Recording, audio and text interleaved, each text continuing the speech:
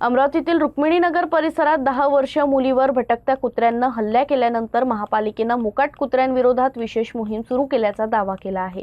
मात्र नया अमरावती रेल्वे स्थानक परिसरात अद्यापही मोठ्या प्रमाणात भटकते कुत्रे मुक्तपणे फिरत असल्याचं चित्र समोर आलं असून महापालिकेच्या कारवाईच्या प्रभावी अंमलबजावणीवर प्रश्नचिन्ह उपस्थित होत आहेत।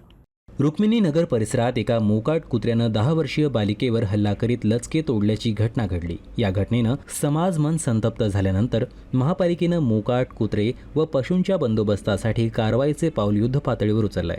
गेल्या 4 दिवसात 38 मोकाट पशु व 56 कुत्रे जेरबंद केल्याची माहिती देण्यात आली आहे।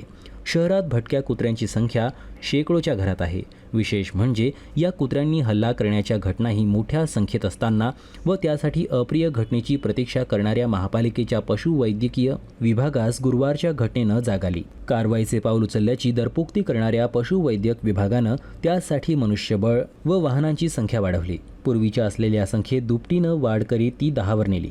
5 वाहन मोकाट पशूंच्या तर 5 वाहने मोकाट कुत्र्यांच्या बंदोबस्तांसाठी शहरात तैनात करण्यात आल्याचंही सांगण्यात आलं।